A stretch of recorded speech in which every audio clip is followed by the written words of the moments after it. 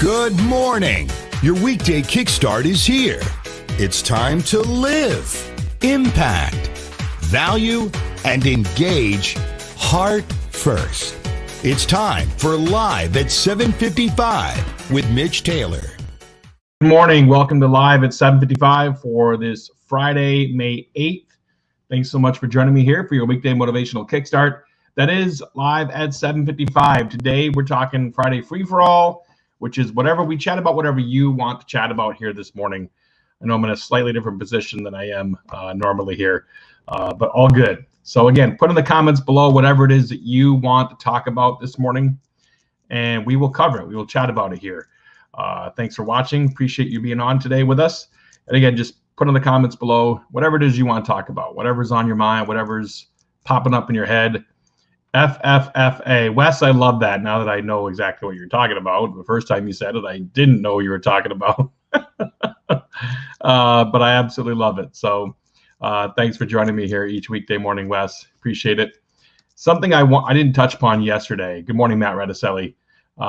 Something I didn't touch upon yesterday that I truly meant to when discussing my friend Eric and, talking about the three things that are on my mind, in regards to, death and this pandemic and time, right? And that is how Eric lived his life every single day. Like, he lived his life with such a passion, such vigor, and just, there was nothing that, he didn't. I mean, I remember one of the very first times we got out of cancer treatment with him. And it was in August. So he had one of his first cancer treatments, and I actually had a Thursday wedding, believe it or not, that week. I vividly remember it. Had a Thursday wedding, and literally after the Thursday wedding, drove down to Detroit to spend the weekend with him. And again, put in the comments below whatever you want to chat about, because I want to hit a couple other things for you this morning, besides getting out what I missed to get out yesterday. Put in the comments below whatever it is that you want to chat about. And so I drove down to Detroit, and literally 24 hours, I have a picture of it somewhere in August. I'll have to repost again when it pops up this year. But literally in August, 24 hours after coming out of chemo treatment for the first time, or the second time maybe it was, my boy Eric is crushing golf balls at the golf course. Like, you almost didn't even know. Like, yeah, I told my wife later, I'm like, I can't even tell. Like, he's got cancer. Like you, if you didn't know, you wouldn't know. You know what I mean? So that to me was inspiration with how we do this. Matt, great question. So Matt Radicelli asked, how are you using COVID-19 to be the best parent you can be? Any tips, frustrations? Yeah, I mean, COVID-19 for us, there's been one really good thing that's come out of this pandemic, Matt. And that is we've actually started rotating turns, if you will, for making dinner here at the house. So in other words, every 4 days, we each make dinner. And so the kids are involved. So my son Hunter, who's 17, he's going to make dinner one day because, frankly, he's 17 and he needs to learn how to cook. My daughter Kendall loves to cook, and she's a great cook. So that's a welcome relief when she cooks, because it's awesome.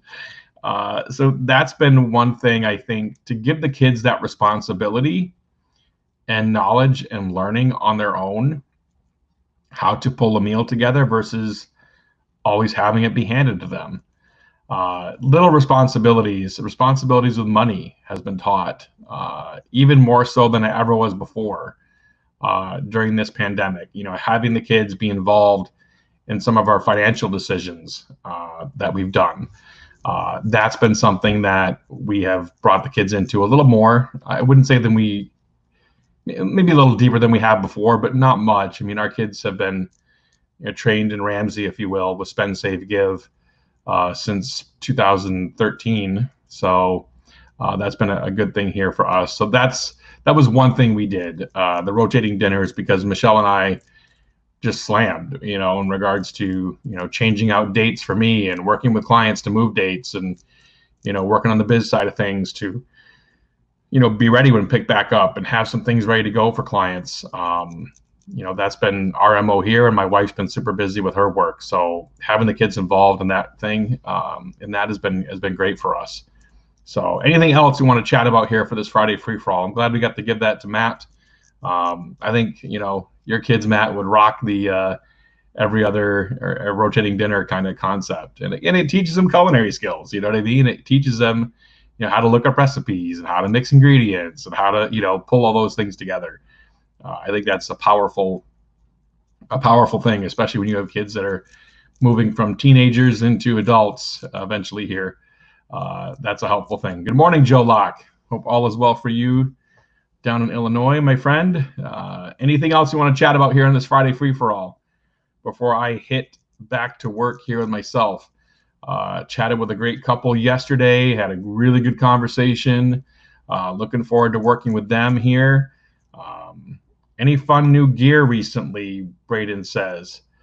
Fun new gear. Well, I've got my ring light that I've got. I was going to share a tip on Thursday. Mike, you'll have to remind me what that was. I'm just being honest with you, brother. I don't remember what that was. Oh, I know back on Tuesday we were discussing, we were talking about different ideas for father, daughter, mother, son, right? Is that what we're talking about, Mike? Is that the same thing? I think that's what you're going with. Fun new gear. Let's see. I've got a ring light recently. Added a monitor to my office, my green screen that I finally grabbed again and put back up into use. And we're trying to learn OBS here a little bit more. Once I get through one more project I want to get through here. What else? I think that's about it for fun new gear at this point. The other tip, Mike Rakovsky. Do I want to just leave that for Monday at this point? Mike's going to hate me. Let's see. Share a tip on Thursday. All right, I'll give you one more, Mike. So I gave you the note idea on Tuesday. Another tip I've done for a wedding. Let's see, Nick Edser. Yes, Nick Edser. I'd recommend everyone attend online DJ MC Toastmasters. You can search them online on Facebook, Active DJ and MC Toastmasters to join. We've had a lot of people join nationally or nationwide or actually worldwide. Had some folks in from Malaysia recently in regards to DJs and MCs in Malaysia join our online Toastmasters group. So it's a true melting pot. It's a great thing. All right, so Mike Rakovsky, let me get to your thing. Super quick here, and I gotta bounce. It's already been 8 minutes, and I normally only want to go 5. One thing I did once for a couple, and this was a complete just creation for a couple. This wasn't anything, and I haven't done this again. I think I've done this twice ever in my career, maybe 3 times, but literally that's it. I had this couple who loved Twilight. And this wedding actually happened in kind of almost halfway between us, Mike. Excuse me. It happened in Menominee, Wisconsin. And so this couple, Twilight, we had, first dance, get ready to happen, dinner's winding down, and, people are getting ready to transition and almost start to get up out of their seats, start to move. And all of a sudden we dim the lights. And so we dim the lights in the room down to, a good level, still visible, but not like, people could tell there was a change, right?